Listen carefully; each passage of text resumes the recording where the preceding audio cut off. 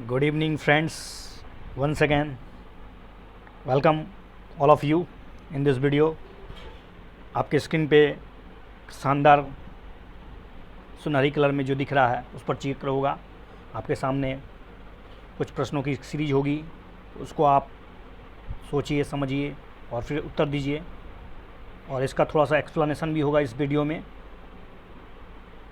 इस तरह के कई वीडियो मैंने पिछले वीडियो में डाल चुका हूं, तो आप जाकर मेरे प्लेलिस्ट में जाके क्यूज खोज सकते हैं और जानकारी इकट्ठा प्राप्त कर सकते हैं। चलिए let's start one by one.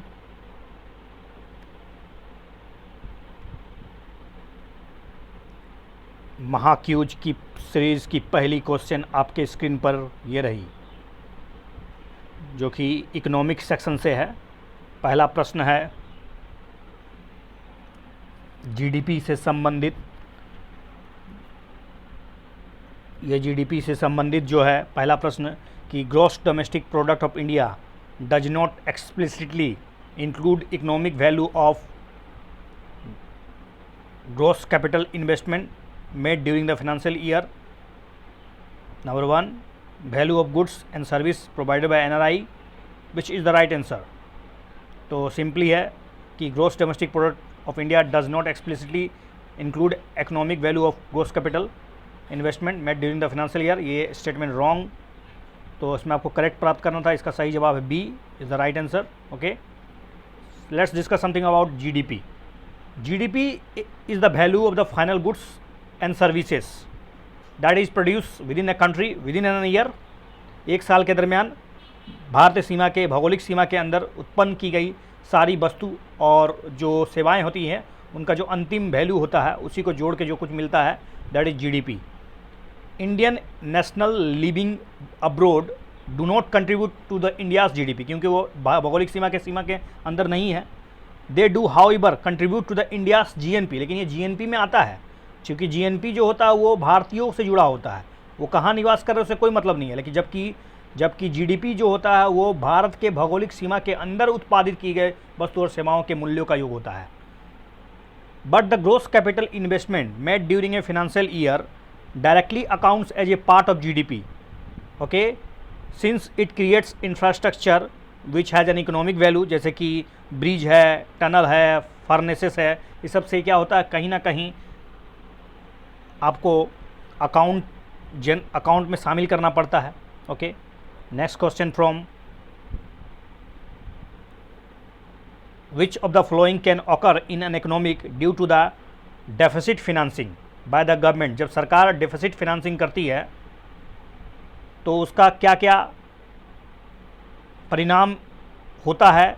क्या इससे बेरोजगार एम्प्लॉयमेंट रेट्स बढ़ जाता है, इन्फ्लेशन बढ़ जाता है, इंक्रीज इन मनी सप्लाई और finally increase private investment. Which is right answer? I think you know about that. D is the right answer because इससे कि एम्प्लॉयमेंट रेट भी बढ़ता है, क्योंकि जब कभी भी सरकार के द्वारा अधिक खर्चा किया जाता है उसको हम लोग डेफिसिट फाइनेंसिंग बोलते हैं।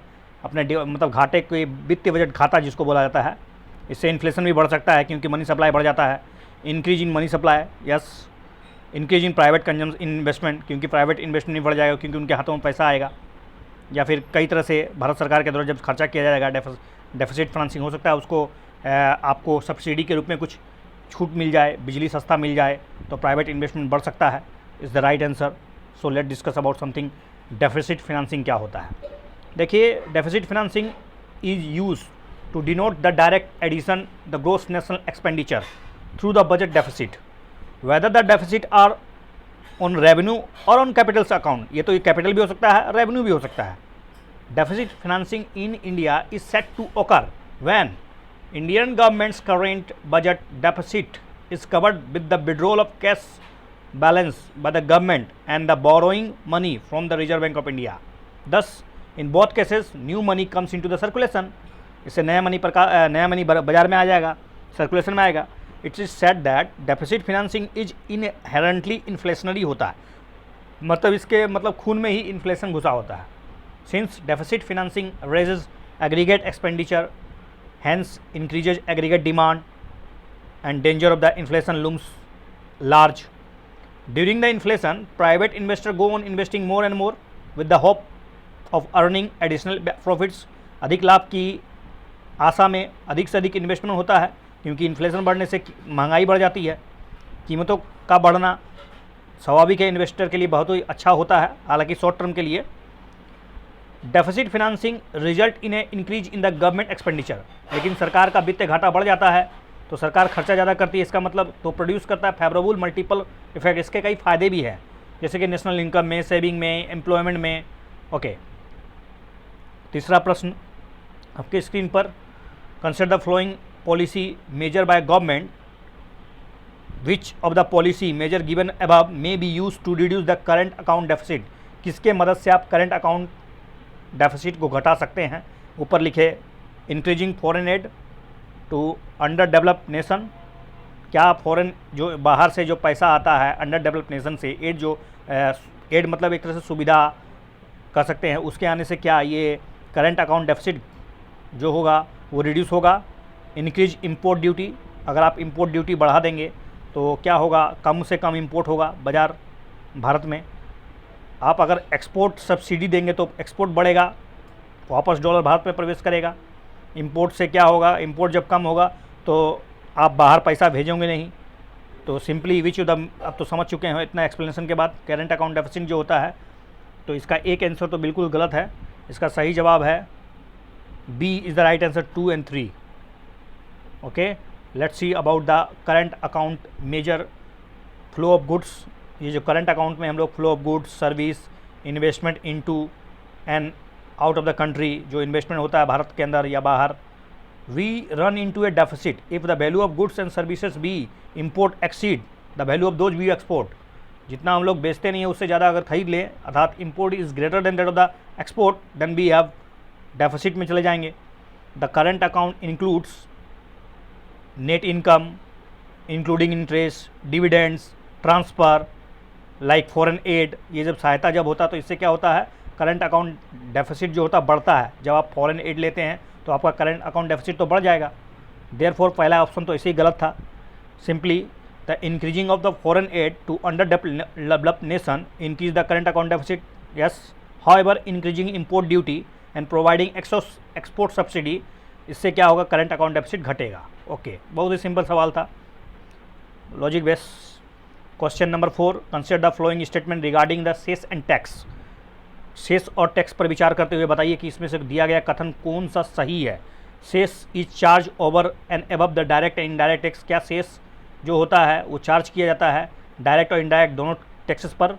दूसरा, cess collected for a particular purpose and can not be use for the और deviated to the other purpose. क्या सेस का जो इस्तेमाल किया जाता है केवल उन्हीं पर्पसों के लिए जिसके लिए वो इकट्ठा किया गया है। While all the taxes go to the consolidated fund of India, cess will go to the public account of India. क्या जितने भी टैक्स जो इकट्ठा किया जाता है वो तो CFI में जाता है, क्या लेकिन क्या cess public account of India में नहीं जाता है। तो सोचिए थोड़ा सा के लिए, आपके लिए समय शुरू होता है अब। तो डेफिनेटली आपके इसका आंसर प्राप्त कर चुके होंगे। 3 जो है वो बिल्कुल ही बकवास बातें बता रहा है, क्योंकि सेस और सरचार्ज दोनों जो है वो कंसोलिडेटेड फंड ऑफ इंडिया में जाता है, ठीक है, लेकिन इसका वितरण जो होता है वो भारत सरकार के द्वारा राज्यों को नहीं होता है। मतलब देयर इज नो शेयर, इसमें कोई शेयरिंग नहीं होता है। ओके, देखते हैं इसका आंसर। 3 गलत है तो आप ऑटोमेटिक 1 और 2 में आंसर लगाइएगा। A is the right answer. Okay, cess is a form of tax levied या collected by the government for the development और the welfare of a particular service और sector. It is charge over and above direct indirect tax दोनों में लगता है। Cess collected for a particular purpose, ध्यान रहे cess का इकट्ठा केवल खास उद्देश्य के लिए किया जाता है, जिसका इस्तेमाल आप किसी दूसरे उद्देश्य के लिए नहीं कर सकते हैं। जैसे कि आपको पता होगा हेल्थ सेस टैक्स लगता है, पर्यावरण सुरक्षा टैक्स लगता है, इसी तरह बहुत से टैक्स आप लगा सकते हैं। ओके, लेकिन इसका दूसरा इस्तेमाल नहीं हो सकता है। It is not a permanent source of revenue और फॉर द गवर्नमेंट, ये सरकार का कोई अस्थायी खजाना का स्रोत नहीं है। And it is a discontinued, जैसे उद्देश्य पूरा होगा इसको हटा दिया जाता है। आप एग्जाम्पल जैसे एजुकेशन सेस है, स्वच्छ भारत सेस है, कृषि कल्याण सेस है, ये सब सेस है जो भारत सरकार कभी कभी लगाती है किसी खास उद्देश्य को पूरा होने के बाद इसको वापस ले लेती है। While the all taxes go to the consolidated fund of India, ठीक है, सेस में initially go to the CFI but has to be use for the purpose for which it is collected.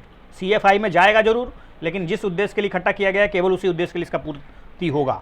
If the cess collected in a particular year goes unspent it can not be allocated for the other purpose. इसका बिल्कुल यह मतलब नहीं है कि अगर वो खर्चा नहीं हुआ, उसका इस्तेमाल नहीं हुआ, तो आप अगले साल किसी और खर्चे में उसको लगा दें, बिल्कुल नहीं। The amount gets carried over the next year and can only be use for the cause it was meant for. ये नॉन लैप्सेबल है, ये अगले साल में चला जाएगा और उसी उद्देश्य के लिए पूर्ति होगा, उसी उद्देश्य के लिए खर्च होगा जिस उद्देश्य के लिए इकट्ठा किया गया था, ताकि जनता को एक गलत मैसेज ना जाए कि सरकार सेस लगा देती है और इसका इस्तेमाल किसी और खजाने और चीज़ को पूर्ति करने में करती है। ओके, नेक्स्ट प्रश्न आप ध्यान से पढ़िए। Consider the following statement regarding the indirect taxes. अप्रत्यक्ष कर के बारे में सोचिए क्या क्या बातें सही है या गलत है।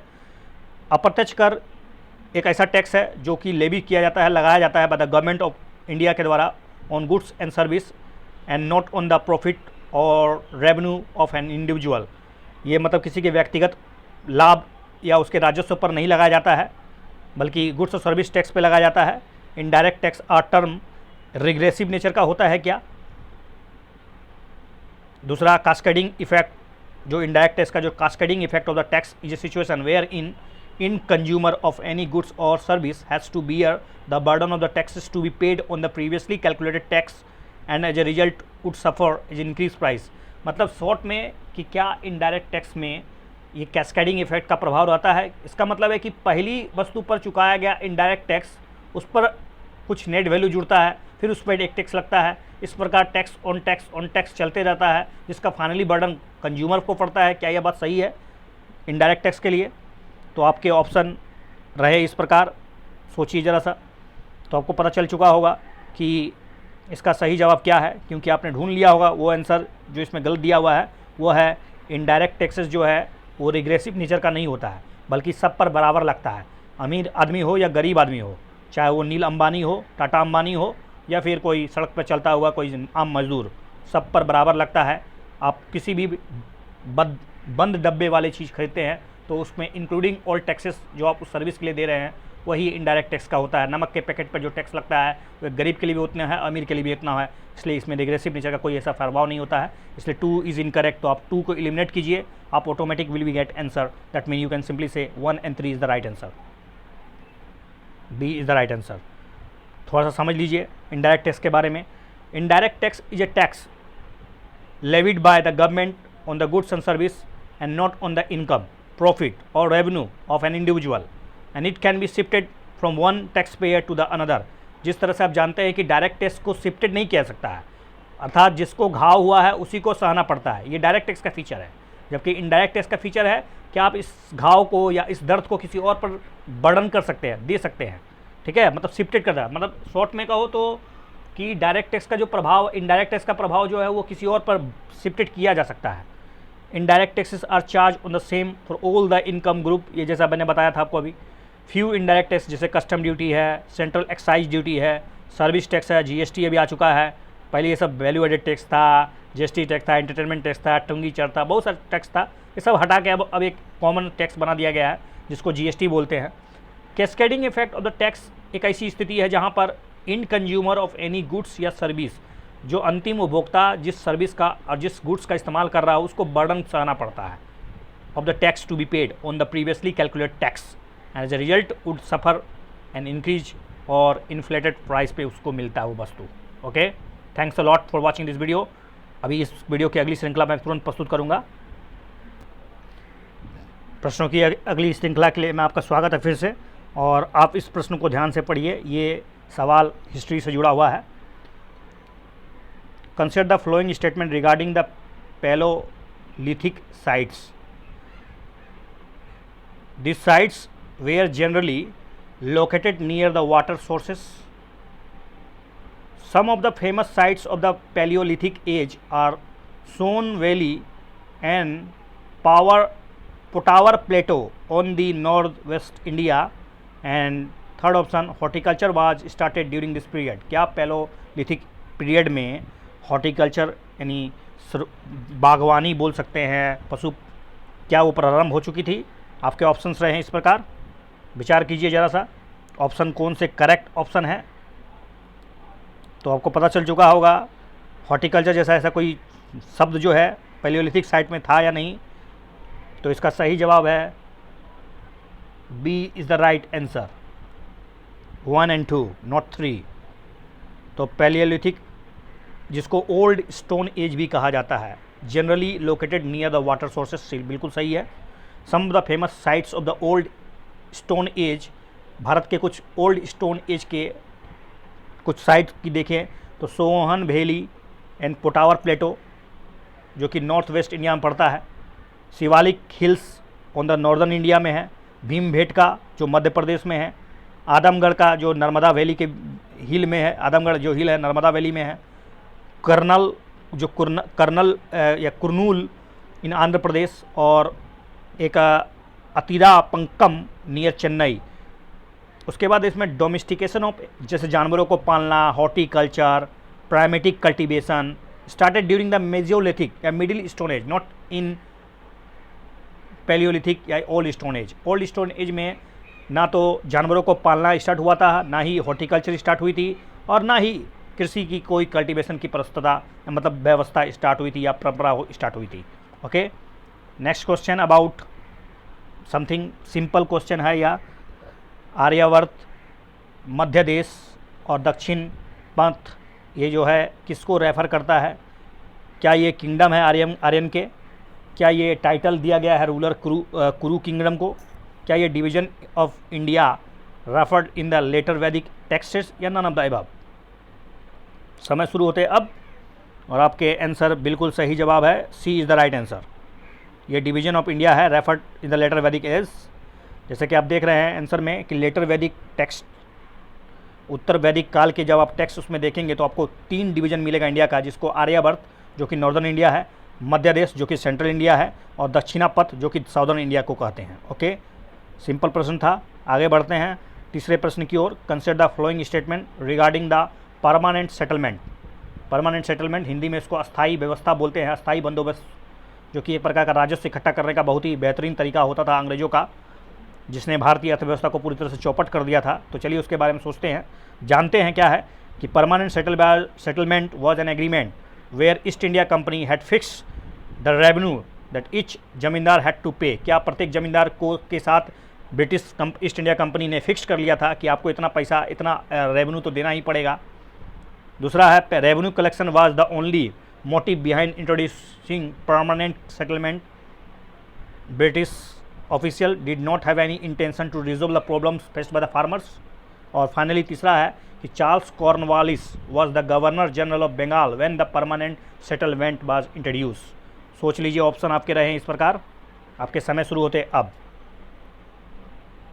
तो आपको पता चल चुका होगा कि इसका सही जवाब मेरे ख्याल से तीसरा का B is the right answer. बिल्कुल सही है, B is the right answer, क्योंकि आपको पता चल चुका होगा 1 और 3 इसमें 2 जो है वो गलत है। ऐसा बिल्कुल नहीं हो सकता है कि कुछ भी उद्देश्य ना रहा हो, सिर्फ पैसे कमाने का उद्देश्य रहा हो। तो permanent settlement had come into the operation in 1793। 1793 में परमानेंट सेटलमेंट को लाया गया, ऑपरेशन मतलब स्टार्ट हुआ। इससे पहले ईस्ट इंडिया कंपनी की बात करें तो had a fixed revenue that each zamindar had to पे। सिंपल सी बात है, प्रत्येक जमींदार को एक निश्चित रकम, जो कि आपको बाद में बताया जाएगा कि 10/11 हिस्सा चुकता करना पड़ता था। 1/11 हिस्सा अपने पास रख लेते थे, एक सनसोट क्लोज उसमें होता था। Introducing the permanent settlement, British official had hope, उन्होंने हॉप की आशा resolve the problems they had been facing since the conquest of the Bengal. By the 1770 the rural economic in Bengal was in crisis.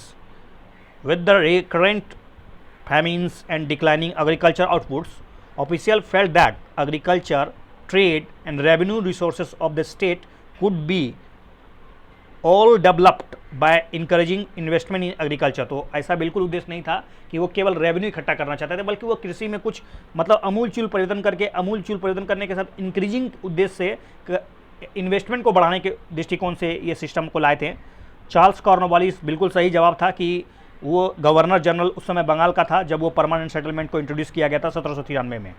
Okay, fourth सवाल, consider the following statement regarding the permanent settlement. One second, permanent settlement के बारे में फिर से question है। Permanent settlement was introduce in the Bengal and it was confined to the northern India. क्या केवल ये नॉर्दर्न इंडिया के लिए ही था और बंगाल से शुरुआत की गई थी?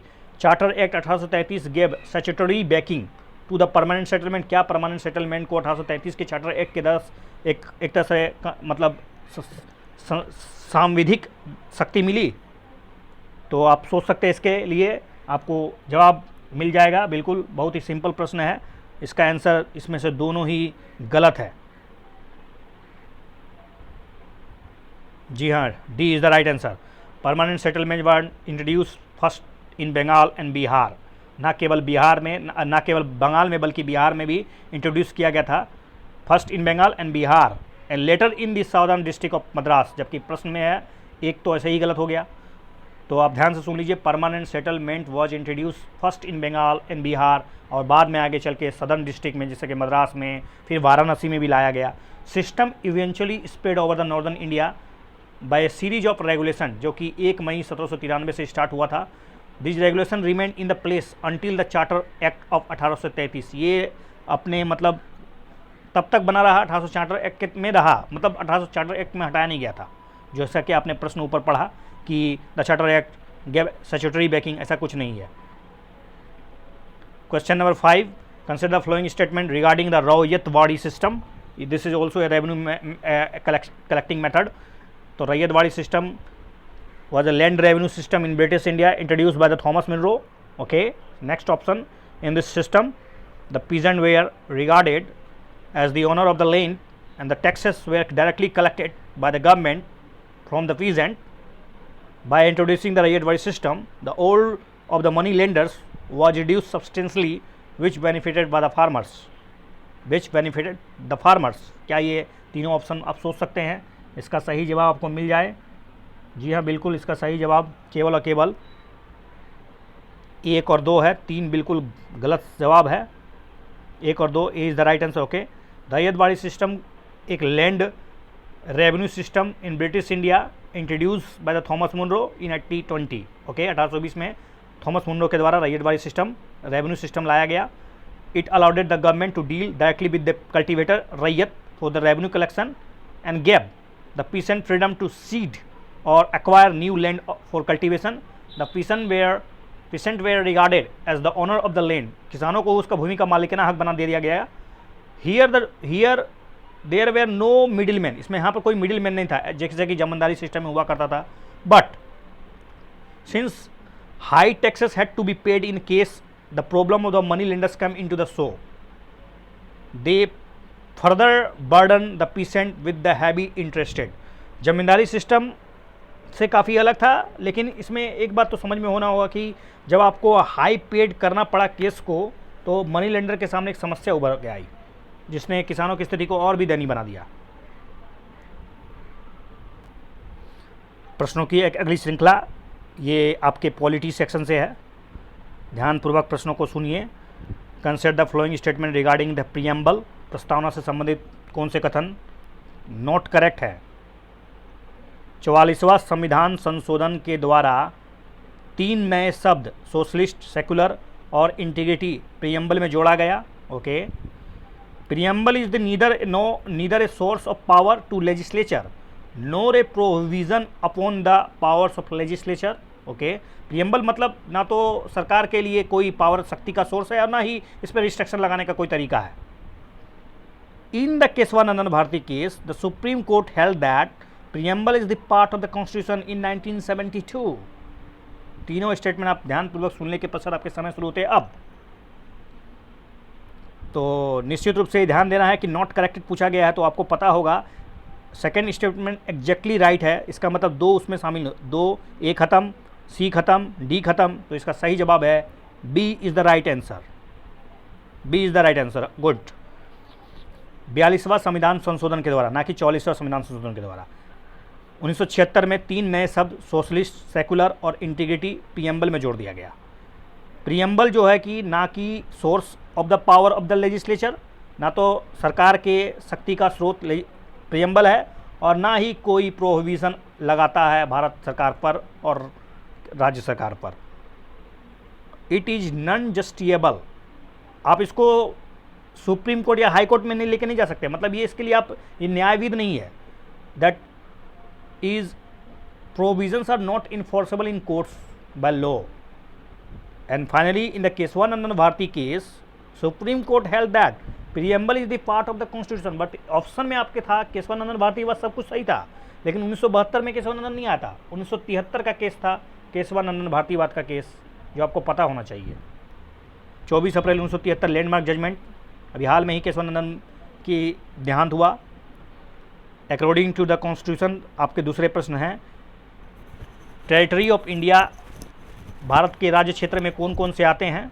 विच ऑफ द फॉलोइंग कैटेगरीज, क्या इसमें टेरिटरी ऑफ स्टेट्स आता है, यूनियन टेरिटरीज आता है, territories that may be acquired by the government of India at any time, कौन कौन से इसमें दिए गए सही कथन हैं? समय शुरू होते हैं अब। तो बिल्कुल सही जवाब है जिन लोगों ने डी दिया है, they are good concept about territories about India according to article 1। जैसा कि आप आर्टिकल 1 के अनुसार जानते हैं, territory of India can be classified into 3 categories. पहला, टेरिटरीज ऑफ स्टेट्स, भारत के राज्य क्षेत्र, यूनियन टेरिटरी, केंद्र शासित क्षेत्र, और टेरिटरीज दैट में B acquired by the government of India at any time, Bharat सरकार के द्वारा कोई भी जमीन या कोई भी भूमि का टुकड़ा या कोई भी क्षेत्र जो बाद में किसी भी द्वारा, युद्ध के द्वारा या फिर किसी संधि के द्वारा ग्रहण कर लिया जाए, तो वो भारत सरकार के द्वारा, मतलब वो इंडिया के टेरिटरी में शामिल होगा आर्टिकल 1 के अनुसार। अगला प्रश्न है क्वेश्चन नंबर 3, आर्टिकल 1 से है। आर्टिकल 1 ऑफ आवर कॉन्स्टिट्यूशन से कहता है कि India that is a Bharat shall be A union of state. इसका क्या मतलब है? दिस डिक्लेरेशन का क्या मतलब है, सिग्निफाइज है? क्या पहला ऑप्शन सही है? ध्यान रहे, इसमें इनकरेक्ट पूछा गया है, वो that the union of India has resulted out of an agreement between the state. हमारा जो भारत बना है, क्या वो राज्यों के समझौते के परिणाम है? और दूसरा, हमारे जो राज्य है या component of units states have no right to secede from the union, इन्हें केंद्र से अलग होने की कोई शक्ति नहीं प्रदान की गई है। Think about that, option are here and times are start now. तो आपने इसका आंसर इनकरेक्ट में दिया है या करेक्ट में? ध्यान दीजिए, इनकरेक्ट पूछा गया है। जिन लोगों ने पहला ऑप्शन चुना है वो बिल्कुल ही सही हैं। A is the right answer. Article 1 describe India that is a Bharat as a union of state rather than federation of state. Bharat जो है वो राज्यों का संघ है, जैसा कि आप जानते हैं। According to the doctor Bhimrao Ambedkar, union of state has been preferred to a federation of state. हम लोगों ने संघ के जगह यूनियन ऑफ स्टेट कहना पसंद किया। इसके दो कारण थे, एक तो इंडियन फेडरेशन कोई रिजल्ट नहीं है किसी एग्रीमेंट का, राज्यों के बीच कोई समझौता नहीं हुआ है जैसा कि अमेरिका फेडरेशन हुआ है, और दूसरा कि state have no right to secede from the federation, राज्यों को केंद्र से या संघ से अलग होने की शक्ति प्रदान नहीं की गई है।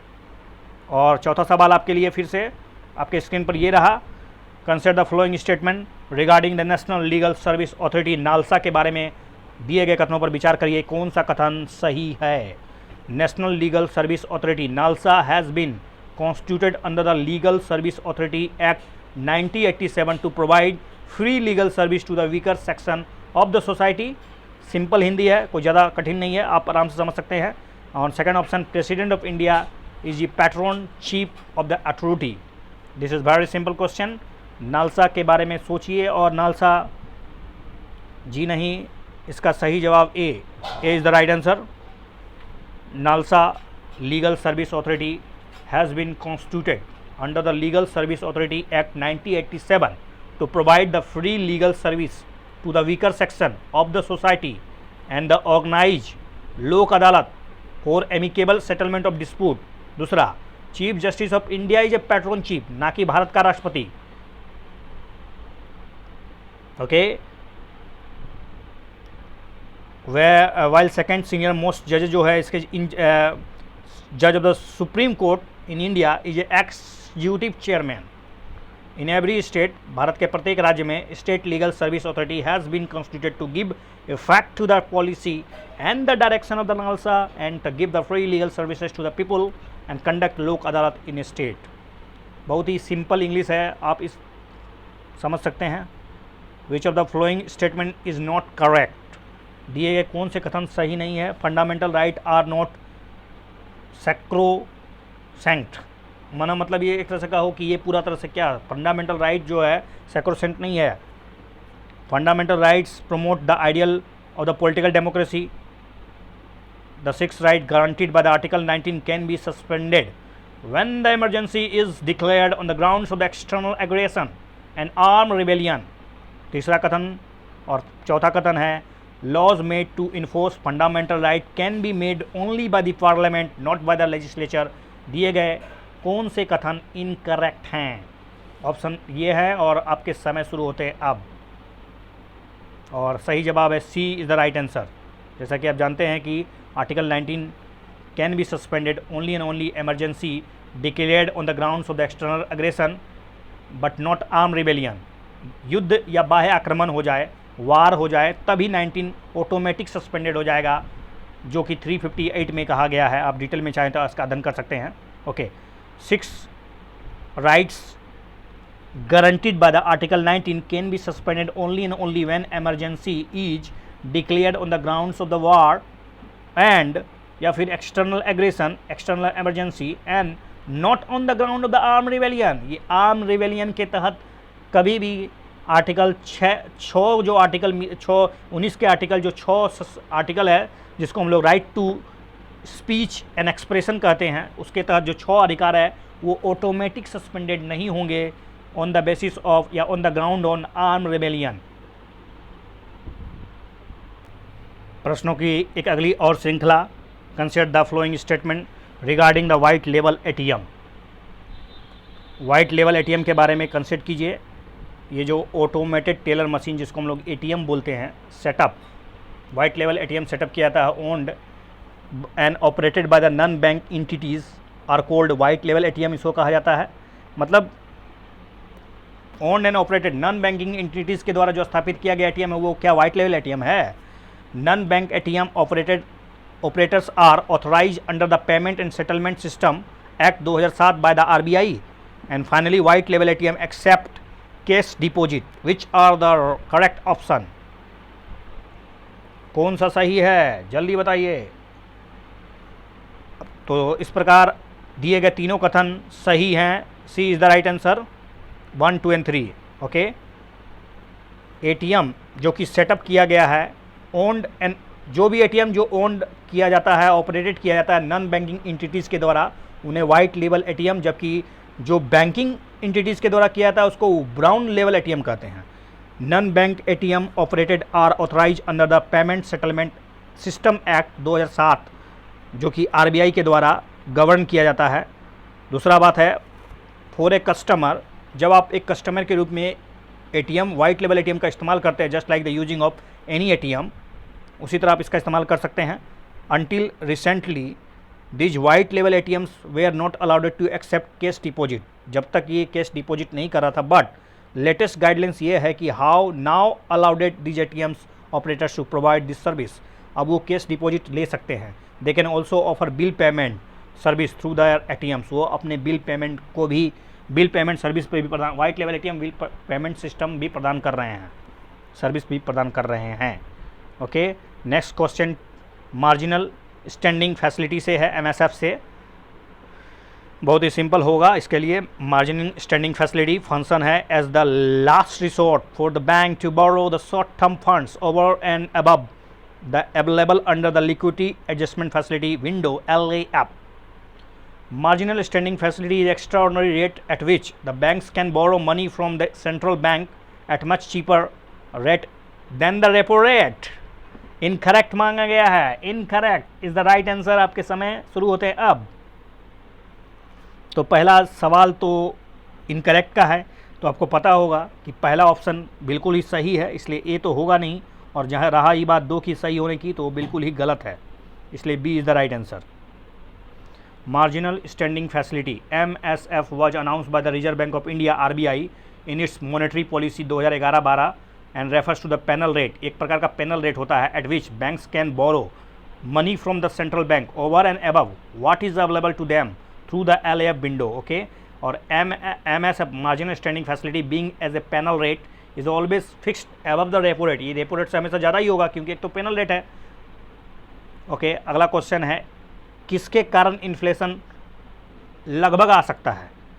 A reduction in the total productive capacity. Inflation में रिजल्ट फ्रॉम किस किस से इन्फ्लेशन हो सकता है?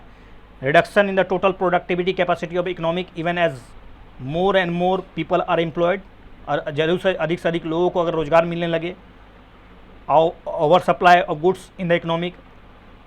Select the correct answer. मेरे ख्याल से आपको बहुत ही आसानी से इन्फ्लेशन का कंसेप्ट पता होगा तो बिल्कुल सही जवाब पकड़ लेंगे।